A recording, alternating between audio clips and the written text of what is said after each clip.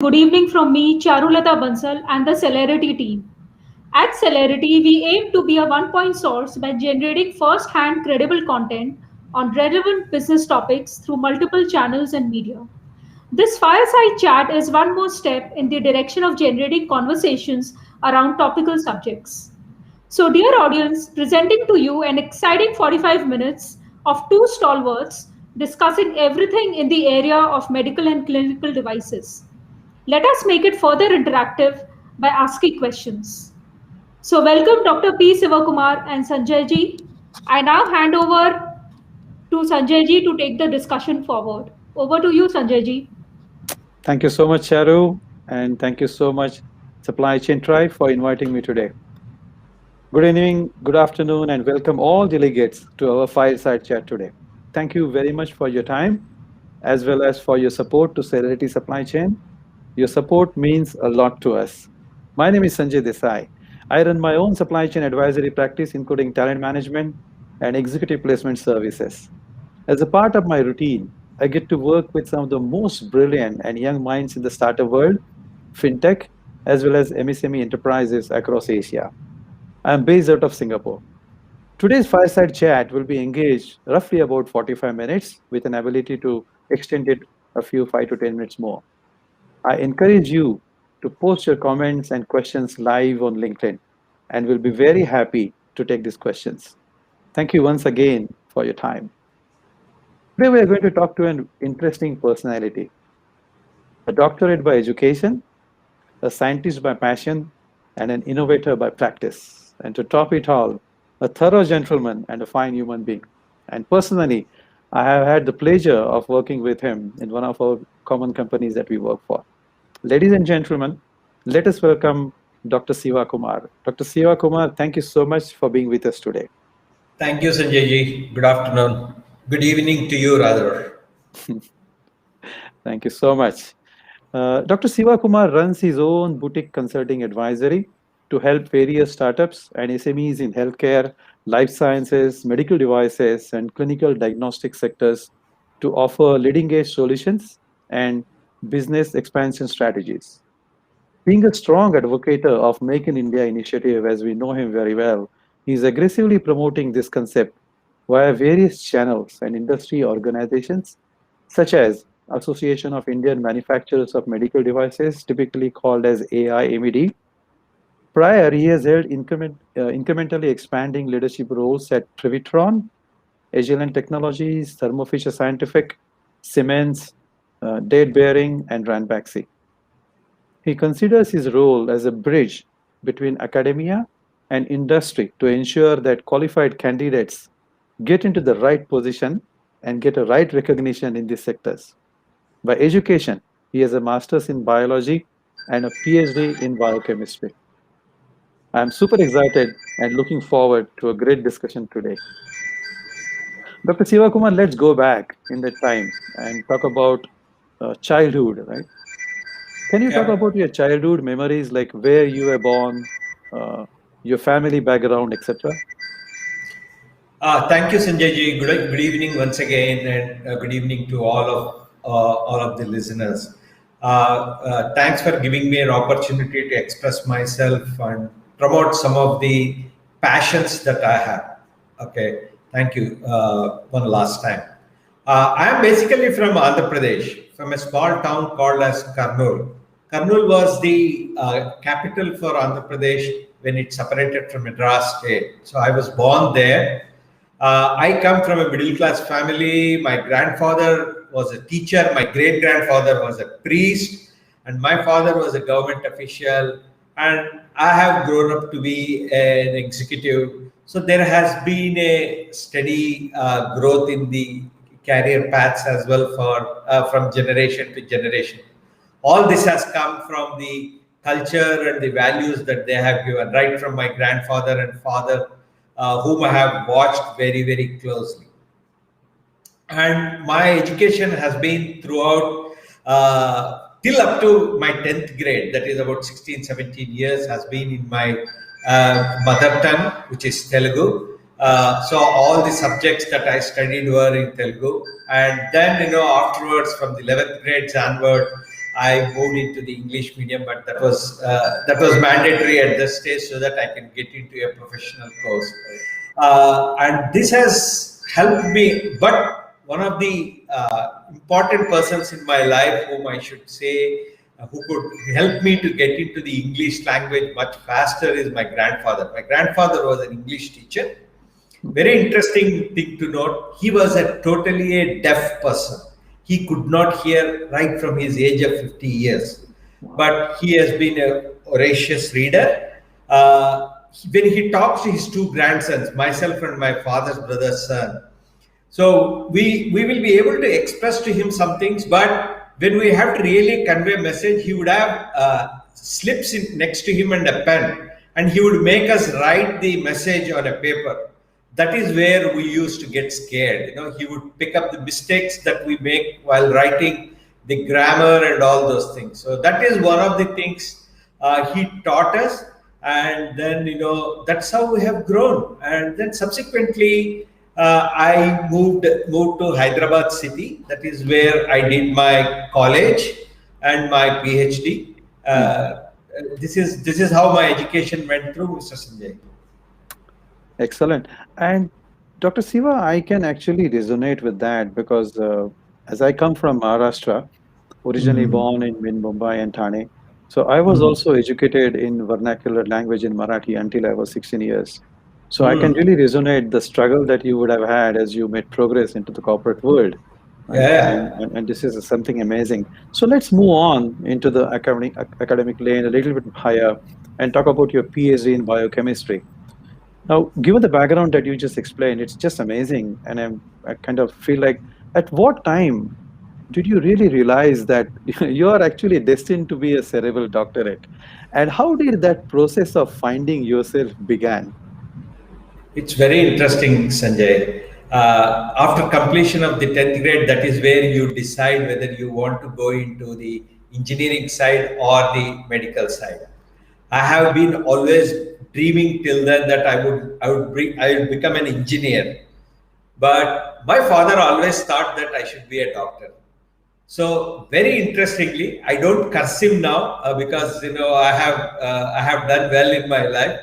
So he sent one of his officials and made my stream change from mathematics stream to biology stream. And very reluctantly, I moved into the biology stream. So then, as it is, because I was not very keen on biology, I did not spend enough focused time on preparing for a medical school. So I did not become a medical doctor per se. So the career path or education path has been to get into undergraduate in sciences, which is BSc, and then MSc. Actually, the idea or the clear thought process in terms of getting into a doctorate came to me when I was in the first semester of my master's. As you said during the introduction that I did my master's in biology, one of the subjects that we had in the first semester was biochemistry. And we had a very interesting teacher who excited us by telling a lot of things. So then, I decided that I will do my PhD or pursue my career in biochemistry and field. And then I got into the university. So I was very passionate. I did a couple of projects while I was in my MSc. And then, we presented as a postgraduate student in some universities. And then I got into a good school and got the fellowship. And then, fortunately, I got under a very eminent scientist who did his PhD from Indian Institute of Science as my professor. And he was a hard taskmaster.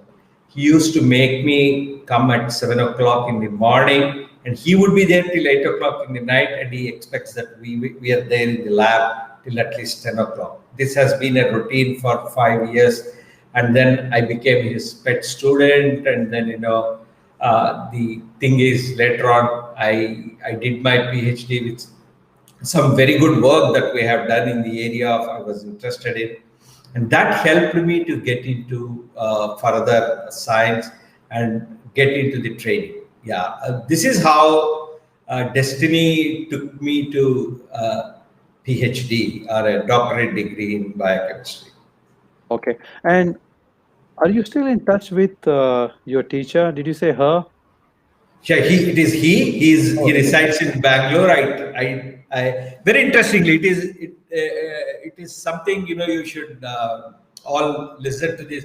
How the teachers were for their students. I am in touch with him. He is about 87 years old now. A couple of years back, when I went to Bangalore with family, I took my son and my wife also to his house. He is very old. He and his wife live together. So he was so excited. Tears were in his eyes when he saw me. And he took my son to his study room and showed him my thesis. And then, I had sent him on a Teacher's Day one card saying that, thank you for everything that you have done. And he put it into the handle of his cupboard. And he tells my son that I handle your father every day. So that's the kind of affection they show. And then, he's still there and I'm in touch with him. Excellent. Fantastic. Let's talk about your postdoctoral work. And you did your postdoctoral in United States of America from Brown University as well as from American Health. Now, however, you returned to India after about, let's say, roughly 4 years of stint there. What was the value of that short stint, and what was the logic or the decision in returning to India? See, one of the key things in those days when somebody does a PhD, he or she would invariably go to the US to get trained better. Okay, 30 years back, the infrastructure was very poorly developed in the laboratories. And then even to get a simple good chemical for doing a good research work was very difficult to get it. So it is very important that one has to go out and get trained well. So the objective was to go and get trained and understand better, use better techniques, and use advanced equipment in countries like US or in any of the European countries. That was the motivation. And I have been very clear when I went. Many of my contemporaries who went there settled down there and they have been doing good as professors, etc., etc. But I had clearly determined when I was going that my focus is to learn something new and come back and do some good research and teaching. Somehow back of my mind, teaching always interested me. I wanted to be a professor in a university and simultaneously pursue the research.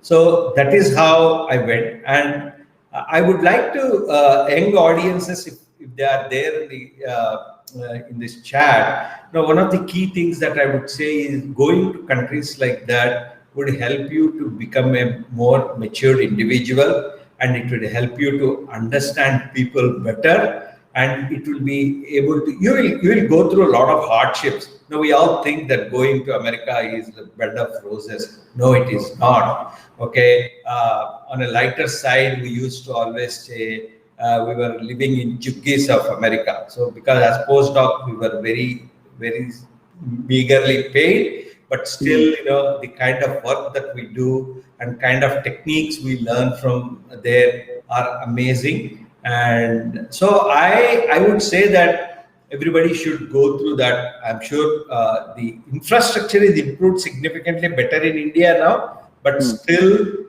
my advice to youngsters is always give a shot there and don't stay back, come back. That is the message I will strongly advocate. Come back and then serve the nation and ensure that India prospers much more than what it is today.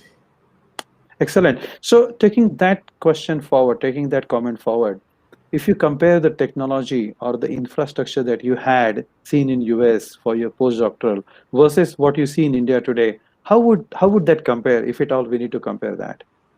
At that time, 30 years back, the technologies that were there in India or the equipment that were there in India, we were at least about 20, 30 years backwards. Okay. And so the equipment that was there and the infrastructure that was there in developed countries like US was much more than what it was here. But now I think it has changed quite a bit. Contemporary technologies started being launched in India. So many research institutes have come up. A lot of IITs have come up. A lot of life science research institutions have come up. So there is infrastructure available now, and we need to have good output. That is what it is. So in short, if I have to answer your question, yes, there was a huge difference between what it was there before and what it is now. I think we are better off than what it was 30 years back. Excellent. And this is amazing that as a nation and as a community, we have probably one of the highest numbers of doctors, right, from academic side as well as from the doctorate side, right, as well as practicing doctors. So how does actually that work? Everybody has to go and do postdoctoral work outside of India, or there are enough opportunities now, given the technology has also evolved? There are some very good institutions, Sanjay, like the Indian Institute of Science. I'm just taking an example, and I don't mean to disrespect the other institution. Immediately, what comes to my mind is Indian Institute of Science. It is a premier institution. The kind of research work that is done is quite amazing, and the kind of technologies that are available there are very, very good. And now government also has eased the restrictions in terms of importing the equipment and getting the technologies much better. I still remember when I was a PhD student, if we have to get one equipment to India, to our department, import something from US or UK, it used to take about 3 months, 4 months time at the customs. Today, I think you can get it in 3 to 4 days. Okay, technology is available. Logistics support has improved significantly. High-end machinery is now being airlifted rather than sent by ship. By the time, in those days, by the time we have an idea and by the time we get the idea implemented, you lose interest. Whereas now, I get an idea, I place an order, I have the funds, I will get the machine in 1 week or 10 days, and my work is done. So I think we are significantly better off. Lot of changes have come in, and apart from this, the internet and the Google and the amount of information that is available on our computers is quite humongous. Excellent. Dr. Siva, we have a question from Akash. Sir, how your earlier career choices led you to where you are now? Excellent question. Very, very tough question to answer, but I will attempt to make this answer. As I told you that I wanted to be an engineer, I ended up somewhere else, number one. And then, I wanted to be a scientist. Then I ended up in a commercial role and became a business head. But the opportunities came to me, and one of the key things that I have understood later, and now when I sit alone and think about my career, say that it is good that I never refused any opportunity that came in my way. Okay. When my father said that, no, you need to go into the biology, fine, I did. Probably I was not matured enough to think in that direction, but I did it. I did not, I don't disrespect the current generation, but in the current generation would not have been possible. Probably in our generation it was. Then when I moved from scientist to a commercial role, I was doing typically a commercial role even in the industry. Then I was one morning, suddenly my boss called me to his head office and asked me to shift to marketing. I said, a bench scientist moving to marketing? Wow, what can I do? I don't know the spelling of marketing. How can I do it? But thought of it, I took a quick decision and did with lot of commitment and passion, and then dedication, the job that has been given to you, and I have been very, very successful and quickly able to move the ladder to become a general manager. I am very proud to say that I could become a general manager in Ranbaxy within a period of 2.5 years from a junior level manager. That's a very, very, very important milestone for me, and I am very proud of it. It is not only my contribution, my team's contribution, and the Sure. organization has given me the opportunity. Excellent. I agree with you completely. Let's move on to the corporate ladder. And upon returning from US, you started with Ranpak CA, just now you said, and you kept on climbing the corporate ladder, right? To Siemens, to Agilent, to Thermo Fisher, to Twitron, and then finally returning, finally reaching the destination that you wanted to, right? So can you tell us more about this journey, more from a perspective, like usually we say, how many frogs you had to kiss, or how many black crows you would have had to swallow? Innumerable. So anyway, innumerable, but I did not keep count of that one. And then I never looked back at that, and then really thought and spent my time or wasted my time on that one. Okay, there were many. I would like to give two or three very important aspects in my career when I was moving up the ladder. First thing is, I moved from a technical role to marketing role. Fortunately for me, the products or the organization that I was working is a technical product, so it was much easier for me to get into understanding the product much easily. All that I had to do was some kind of a tweaking in terms of marketing role, which I could do it reasonably well.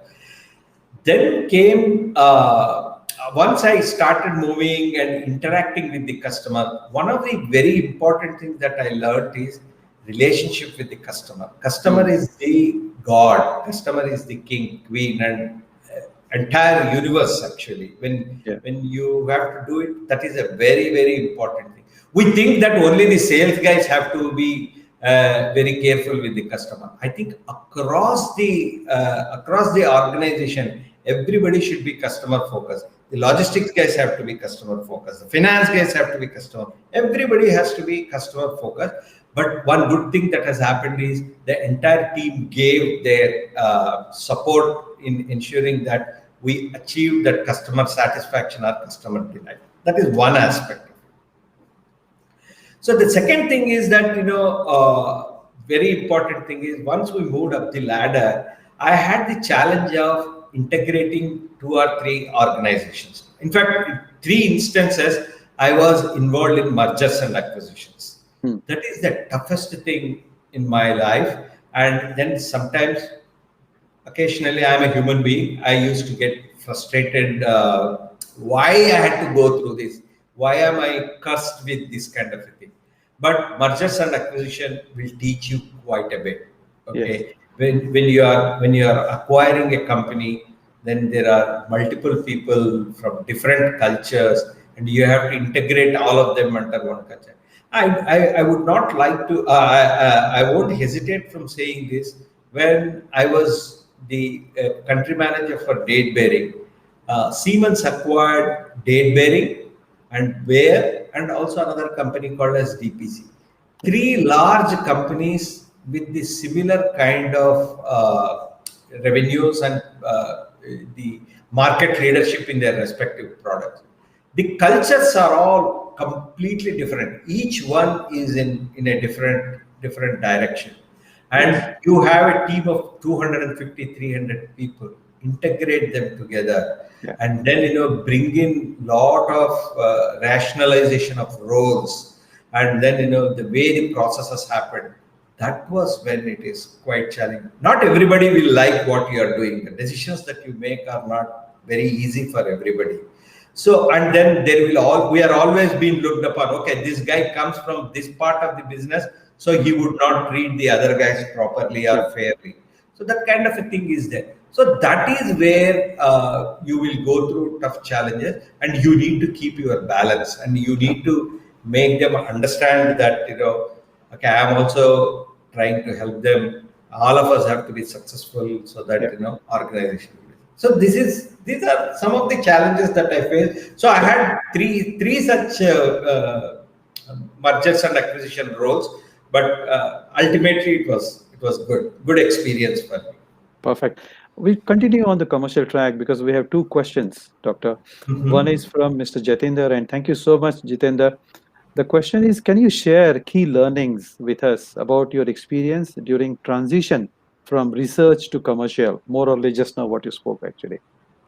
That's very good. First thing is, in the research role, I was a typical bench scientist. I was doing cancer research and typical bench scientist. I'm not ashamed of saying this. Why I did not get into a academic role, because when I came back to India, I was looking for a good institution where I would like to do the research that I would. And I waited for 5 to 6 months. Probably I couldn't wait further. Suddenly a role came in Ranbaxy. It looked more of a technical role than on a commercial side. So only thing is, it is an industry, not the and it said that it is quality control and research. So I thought that it would be a good thing for me to enter there. So in terms of research, it is developing new products and for commercialization, etc. So I moved in there. Once I moved there, one of the responsibilities that I had was, as a quality control head, I had also to respond to the customer complaints. Okay, I took that very, very seriously. Unless customer complaints are coming, you will not be able to improve your product, or you will not be able to improve the quality of support that you give. So what I used to do is, even though I had a team who was doing it, I personally used to read through each of the complaints and personally respond. In those days, we did not have really the computer. We had to type it, ask somebody to type a response letter. In fact, the feedback from the customers to the field team has been phenomenal. And then during the next annual sales meeting, the sales team from different territories said that the feedback from the customers is good. We would like Dr. Siva to come into the field and meet our customers. Okay. So that is when I went to a couple of customers and interacted them. So for me, interacting with a technical person is easy because my products are technical, my customers are technical. So then I learned it, and then it was much easier. I think it was fairly quick in getting into that commercial role. Excellent. There is a question from Mr. Vijay Joshi, and thank you very much, Joshi Sahib. Will you please comment on the point of difference and quality in terms of laboratory research and field research normally happens in the management education? The point of difference and the quality in terms of laboratory research and the field research, Dr. Siva. Okay, laboratory. If I understood the question correctly, the laboratory research means the research that happens in a typical scientific lab where you mix different things and see the results. And the field research is something where you are trying to understand what is the customer needs, etc. Okay, this is how I understood the question. So I will try to answer in that direction.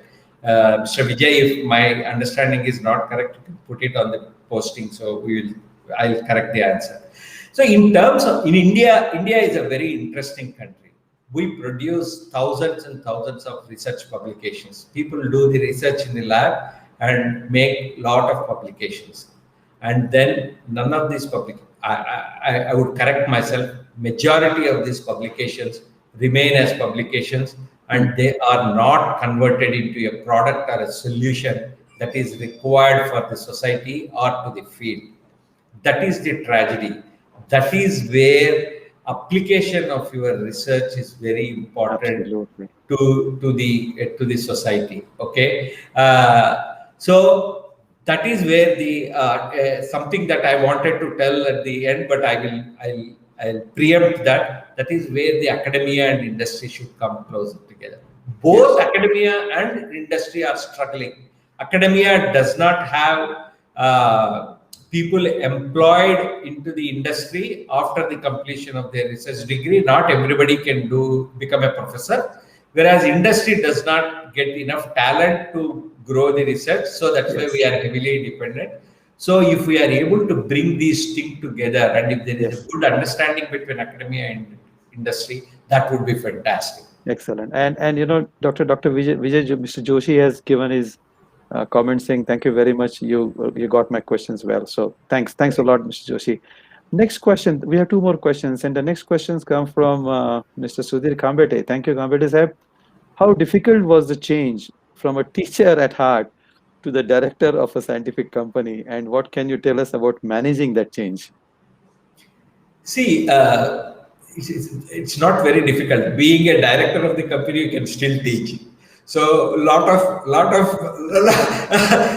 people who worked with me still consider me as guru. Sir, आप हमारे guru हैं. So what I do is, even during the quarterly review meetings, etc., I make it a point that one day of the review meeting will be only for training, and invariably I take the technical part of the training and then I teach. So I did not lose touch with my training, and I constantly improved on my training, and then it has been quite interesting. And then now I'm getting more and more opportunities now to go and address the students in the universities and research institutions. So I think it is difficult, but you need not have to give up your teaching appetite. You can continue to have the teaching appetite. Yeah, probably. probably. I hope I have answered the question. Yeah, I'm sure. I'm sure Mr. Sudhir will comment if you have not. I suppose it's all about leadership and the wisdom, right? And the ability that you acquire to view each and everything from a couple of different dimensions, and not get on a one-sided track. Probably that's the idea. There's one more very good question from Miss Prerna Sharma, and thank you, Prerna. This is about the connect that you talked about, industry and academia, in our introduction, right? Where do we stand currently, and how can companies bridge this gap? I think the responsibility does not lie with only industry or with only academia. I would put it as there is a three-way link here. Yeah. One is academia, one is industry, third one is government. Okay, government also plays a very, very important role. Ministry of Education has a huge role to play. Even still today, our progress of a student is measured based on how many marks he or she gets, whether she will get 98% or 99%, or how much well he or she is able to mug up the syllabus and then do it. So they are purely academic oriented, and then they will learn what is there in the book, and that is it. And now let us progress slightly a bit on the academia side. Yeah. After that exams are passed, take a postgraduate student in a subject like biochemistry or a microbiology. Unfortunately, our academic institutions are not well developed to make the individual students to handle the experiments themselves. They are allowed to do some simple experiment, but advanced equipment and instrumentation, they are not allowed to use it. So they would not have it. By the time they complete their post-graduation, they are only postgraduates of theory, but not the practicals. And then what happens is they are unemployable. I think the same thing is true with engineers. What? India produces about 3 million engineers every year. Yeah. What is the employability? Employability is less than 10%. How many engineers are not employed? You can count on them, you can Google search and all those things. So first thing is academia is to be blamed. Now, second, how much is the industry is coming and interacting with the academia to see that their needs are communicated to the academic institution. Yeah. If I run a diagnostic industry, if I go to a university where there are life sciences there, if I am able to communicate them and give an opportunity for the students to do the internship, etc., etc., they will get into that. Industry is also to be blamed. Sure. Ultimately, the government is to be blamed. So all the three have to come together. It's a triangle, and unless all of them work together, this will not. This is a topic we'll discuss for the next 100 years if we are not able to solve this. Yeah, and unless you don't cross the 50-yard line and take initiative, to take two steps forward, I suppose probably this problem would probably just linger around. Just a quick time check, right? We are past 30 minutes. We have still another good 15 to 20 minutes left, Doctor. Two more questions have come up. One question has again come from Mr. Joshi, and he says, in spite of having several research, right, and just now actually we alluded to in the first question as well, the country is lagging behind in terms of getting patents, registering patents. So why? It's political answer. It's a political question to be answered. I would be careful in answering this one. Yes. We need to be a quality of research that is being done should be extraordinary, or it has to have some value. Just by modifying a technology or a process that is already available and calling it as an innovation or a invention, Yes. I think it will not be an appropriate thing to do. As long as we don't think in that direction, we'll be better off. For that to happen, I think how many engineers and doctors that are graduating from India are going abroad, and then they are serving the other nations. You can see IBM chief, Microsoft chief, Google chief, everybody is an Indian. The government of India or government in India has spent a lot of money on them, and then the service is being given to somebody else. So I think the quality of work that we should do, and we have competent people. I'm not saying that please don't misunderstand me. We have very competent people, sure, but they need to do true research, and for that the right kind of infrastructure should be there, like we discussed before. Exactly. Let's move on to a kind of similar topic, Make in India, right? And I'm aware you're a very strong advocate. So do you think that from a Make in India perspective, which is now almost going on for the last good 4-5 years and more, do we have the ecosystem for the medical devices, biosciences, healthcare generally, and is it matured enough to reap the benefits of this initiative? We have been consistently depending on one country, which I don't want to name, for raw materials, for API, bulk drugs, even for vaccines, and we have seen that even now. You have touched upon a very, very important subject that I love to talk for hours together. Unfortunately, we have only 10 minutes, so I will try to be brief in what I'm saying. I'll more specifically go with the medical devices and the healthcare industry. Medical devices constitute a significant part of the medical healthcare industry. Okay, number one. Number two, 85% of medical devices today are imported. That means that for our needs, we depend 85% on imports. And then, very significant amount of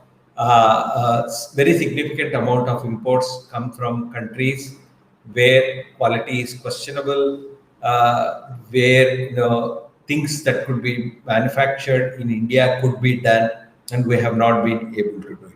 That is the first part of it. So there is a huge need for manufacturing in India so that we can mitigate the dependency on imports. As far as the environment that is concerned, is we have the talent, but we do not have the intention to do it. I think repeatedly over a period of several decades, I think that has not been a focus area, and it was not good that in the last 8 to 10 years there is a focus on manufacturing in India and happening. What is very important is, again, manufacturing in India is not enough by importing the components from some other country. Then it will not make it real Make in India, nor it will make it competitive. What is the major challenge that we have in healthcare is accessibility and affordability are the two very important things. Okay, if you are importing the components and assembling them in India, I think affordability will still become a challenge. It will not be expensive. So I think apart from manufacturing, we need to develop a lot of ancillary industry. I'll give an example, Sanjay ji. I do not know if everybody understands. I'll give you in a diagnostics language. To make a reagent for a glucose kit, where we all get our blood glucose test done. The components, glucose reagents are manufactured in India, but the components to manufacture the glucose, some of the enzymes that are required are imported, which are the most expensive component. Yeah. So then, what is the use? So we have to focus on the ancillary industry. I'm very happy to say, because I'm part of some of the discussions. So government is focusing on building the ancillary structure in India. And in the next 4 to 5 years, we'll see a lot of progress on that. Excellent. And there is a very similar question as you were speaking from Mr. Surya Narayanan, and he has said that how do you see this development shaping up with the participation of startups and an innovative ecosystem using technology? So probably the answer is same just now as you mentioned, that we need to build that infrastructure, we need to concentrate on it, right? It takes a while. It's not something that we can just generate tomorrow, right? Because we are talking about the ecosystem. So again, a good question. Thank you very much, Mr. Surya. Doctor, we have a time check. It's about 40 minutes. We have 2-3 more questions, so we just need to be a bit more sharper. There is a question from Mr. Amardeep, and it says, what quality management capabilities are expected in a graduate who is expecting a job in the R&D or manufacturing sector of medical devices? Quality management capabilities in a graduate. First of all, in a graduate, an individual who is undergoing the graduate course, he or she needs to get into an internship in an industry. That is very important. They have to persistently follow up with the industry and get with their connections to get into an industry and understand what it is. It is very important to understand the processes that are taking place in whatever is the industry. It could be a healthcare industry, it could be automotive industry, whatever it is. Then once you go in there, you will know what are the different steps that are taken, what are the quality checks that happen, what is what is the difference between quality control and quality assurance, and how do we report how do we improve on the feedback from the customers. Exactly. I think these are all some of the things that's very important. Perfect. So, now let's talk about the doctor of the future, as I generally say, right? India has roughly less than a doctor per capita population, and which makes life difficult for both, for doctor as well as for the beneficiaries. Indian government has recently implemented quite many initiatives. One of them is called Ayushman Bharat, and I'm sure you would know a few more from more than me, which aims to provide healthcare to almost 10 crore families. So we're talking 50 crore population. How do you see a collaborative role here for government and young doctors, as well as using new technologies here, Dr. Siva? I have used the word accessibility a couple of minutes ago. Okay, if you know, 70% of the population in India live in rural area. Yes. 70% of the healthcare infrastructure is in the urban area. I think this statement says it all. Like, the kind of gap that we have between the infrastructure and the people where they live. So accessibility is a major challenge. And India produces about 30 to 40,000 doctors every year, and most of them want to be in the urban areas, in the towns, in tier 1 cities or in metro cities, because there are a lot of private players who have put in infrastructure, and then they want to go in there. But what is happening is, because of all these things, availability of resources in the rural area is there. Ayushman Bharat is something where the government wants to give medical aid to several millions of people. That is, they are making the healthcare accessible, to the people. So you can't produce from 30,000 or 40,000 doctors to 3 million doctors overnight from the medical colleges that we have. They need to build more medical colleges. They need to build more medical infrastructure and the support staff, etc. That is one aspect. The second important aspect is, somebody also asked the question on artificial intelligence in the side chat I was going through. Okay, this is where the digital technology comes into play. Okay, how do I get the healthcare support without really going into a city? For example, if a guy wants to go from a village to the district headquarters and get healthcare, it costs a lot of money and it takes a lot of time, etc. If we are able to have a teleconsultancy, telemedicine, and now India is all everywhere we have 4G. Almost every single village is connected with network. So there are, and so many. I think 100 million. I think 1 billion telephone connections are there, mobile phones are there, so they can all reach through the digital connectivity. Lot of companies are coming up who are investing onto this. While we are building the number of doctors on one side, on the other side, we are able to create this digital infrastructure and then connectivity. I think that will make us self-sufficient, and this will also form the part of Atmanirbhar Bharat, self-sufficiency Yes. that we have. So that is very, very important. Yeah. Doctor, we have finished 45 minutes. I just want to do a time check and ask your permission. Can we extend for another 10 minutes? Are you okay? Sure, I'm fine. Because we have still a couple of questions is coming up. One of the questions you answered partially, so I don't want to repeat it again, but if you could address a little bit differently, is the evolution in the patient's behavior. And I like this question actually. As the digital devices proliferate our lives, the evolution of patients' behavior will bring in a very fundamental shifts in the doctor-patient relationship. Now, have we reached an inflection point where more and more patients will start using such technology, for example, like scheduling appointments, medical purchases, which typically happens in advanced economies? And India is definitely one of the advancing economies for me. My learning in the last 2 years or 1.5 years, ever since the pandemic started, is that people are scared of going to the hospitals or going to the doctors. And even the doctors or clinicians are not really encouraging people to come in. Okay, everybody is starting. For example, my physician who is in the neighborhood nowadays, for a RT-PCR positive patient, he would like to do a teleconsultancy rather than seeing the patient physically. Oh, Okay. okay. Yeah, that's very important. That is a big change. Okay, so a lot of people, what is happening is now the attitude of the common man. Now everybody knows what is RT-PCR. Even probably a person who is in the fourth class employee, if you ask him what is RT-PCR, probably he will give you a PhD lecture.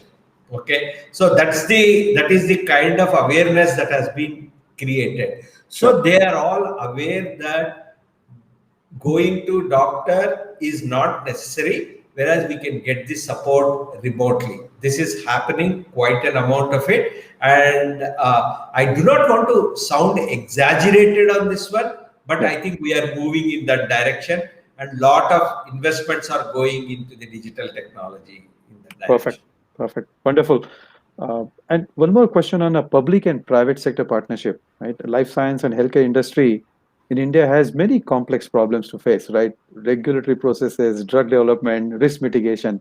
Now, in this context, what opportunities are available for government for a private and public partnership, and how it will benefit our beneficiaries?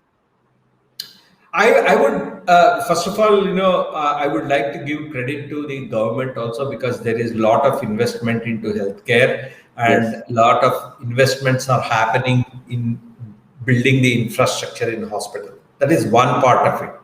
But the infrastructure is very matured and very well developed in the private sector. A lot of corporate hospitals, corporate labs, corporate groups have come up into the healthcare, and they have been doing exceedingly well in this. So, and lot of people want to get into the healthcare side of it. That means that once there's so many people come in, the competition among them is also increasing. So I'm talking a little bit of business here as well. Okay, so the competition is here. So how do we help the government in ensuring that the government also provides a better infrastructure? Because overnight the government cannot buy the infrastructure or build the infrastructure. That is where the competency lies with the private sector. Private sector will go and implant their technologies, etc. Government will provide the space for doing it. So captive audience, captive patients are already there in the government hospitals. So Yes. it's a very good marriage between the public and private, and then it's a overall win-win situation according to me with this public-private, and it is happening in multiple sectors, not Sure. only in healthcare but across the thing. Yeah. Excellent. And there is one question which came in from Mr. Joshi again, and which kind of dovetails well into what you just said is, uh, will you please comment on the future of e-pharmacy, like the modern retail or e-pharmacy, and what is the future from now onwards? I think it is going to go up. It is Yes. not going to stop. See, I don't know. I do not know in Singapore and other developed countries. In India, we on a smaller note. In India, we don't go anymore to the medical shop or pharmacy. Yeah. We call in the medical shop guy. He will deliver. Or there are a lot of aggregators wherein you can go online, punch in, and you are able to get it, and they offer reasonable discount on the medicines, and because they are established organizations, the quality is assured. So I think it is going to go up rather than on the other direction. I think Exactly. there is a good future on this. Yes. Absolutely. And just moving to a bit lighter tone, Dr. Siva, is what does Dr. Siva do when you have to put your hair down, as we say, and enjoy your own life? I'm very much interested in Carnatic music. Hmm. Okay, so I follow the Carnatic musicians across the country. In fact, Carnatic music is very dominant in Tamil Nadu and in general South. I follow the musicians very closely, Hmm. and in fact, with one of the very senior musicians, I'm engaged, and I did a couple of workshops with him Oh, on stage on translating some of the songs and making it. This gentleman does not know English. He's either Sanskrit or the language in which the songs are written. yeah. So what I did is we did a workshop doing converted it in English in Delhi. We did this one. So these are some of the interesting things that this is one of the interests that I have. Carnatic music. My wife is a musician, so she sings. So I don't discourage her. So I strongly encourage her. So I will also listen. I don't sing, but I listen to the songs quite a bit. So music is one. Second important thing is I read a lot of biographies. I'm not a big guy on fiction and all, Yeah. but I read a lot of biographies, especially the politicians and the sportsmen, those kinds of things. So these are my things that will happen. Excellent. Doctor, one question has come up, and that is, I hate myself to extend this, but I want to ask this question because this is about policy, and we have to be just a bit careful. But it says, this is from Mr. Amardeep. What immediate provisions are required in policy and budget to make healthcare more affordable? Pump in more money. Raise infrastructure, right? Reduce costs, Yeah, use technology. pump in more money. And you have very briefly touched upon startups. I would like to spend half a minute on that one, Sanjay, if you permit me. Of course, please go ahead. There are a lot of startup guys, and there is a big buzz about startups. Many people are coming up, which is very encouraging. One caution, if somebody from startups are there, which I have been very keenly following, and I mentor about 8 startups in the country in the medical devices sector. Yeah. So my observation is, before they take up a project, before they get into kind of a manufacturing and all those things, they should understand the needs in the market. First, developing a product and technology, and if the technology is not really useful, if the product or a solution is not useful, it is not going to be good. Yeah, move on. So I humbly request all the startup guys to understand the market need, build a solution that is useful. Then otherwise 90% of the startups are failures, Yeah. which is not a good thing to hear, but they can be made successful. Excellent. And Doctor, before I ask my last questions, two gentlemen have said, thank you very much. Tomorrow is a Guru Purnima. So it's interesting, right? That one Thank guru you. is talking.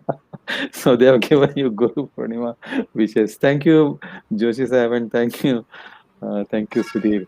Then the last question for today, Doctor, is what would be your advice to young leaders and graduates and academicians and young doctors in the field of life science, healthcare, medical technologies, including even startups also? Do not reject any opportunity that comes in. Okay, you have to grab the opportunities that come in your way. Okay, sometimes we do a lot of thinking in terms of, oh, whether it will be successful or not, whether I will be able to make the thing happen or not. But I think you should get into it, learn yourself how to survive, and then be passionate and be focused, and then that will help you to grow further. And I myself have felt that occasionally, not occasionally, many a times I feel that has to happen. So that is the first advice that I give: grab the opportunities. That's the first one. Second thing is, whatever you do it with commitment. Okay, do not just do it for the sake of. Don't be an also ran guy. Third very important thing is cross-functional roles. If you get it, that's a very very important thing. I have taken the role of a logistics manager for 2.5 years during my career, and I have been able to do a good job in that one. So if you get a cross-functional role, please go and grab it. You will learn a lot. Currently, a lot of finance guys are becoming heads of life science companies. In India, diagnostic companies heads are CFOs, earlier CFOs. So you can see what would happen. So if you get an opportunity on cross-functional role, take it. I think these are three things that I would like to say, and then and encourage academia, industry collaboration wherever it is possible. Do it. That is the future for us. If the graduates, 3 million engineers that are graduating every year, if 90% of them are unemployable, I think we are losing a lot, and then our unemployment rate will go up, and everybody claims himself to be an engineer, but he does not know even the spelling of an engineer. On a lighter note, on a sad note, I would like to say that I was interviewing one of the engineering graduates. I asked him, what is your degree? He first of all did not understand. Then I asked him whether you are a BE or BTech. He off just like that he said BTech. Can you write me the full form of BTech? He could not write Bachelor of Technology in English. That is the fate of our engineers. So I think we need to change that. Just for the sake of getting a degree, don't do it. Do it. Do it with some kind of commitment. Thank you so much, Doctor. Thank you so much for a great discussion today. I learned Yeah. quite a lot, and as two gentlemen said, happy Guru Purnima in advance to you as well, to Guru. Thanks a lot Thank for your you. time and a wonderful discussion.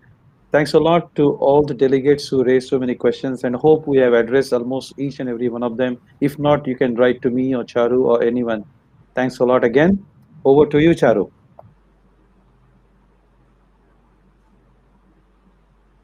You're on mute.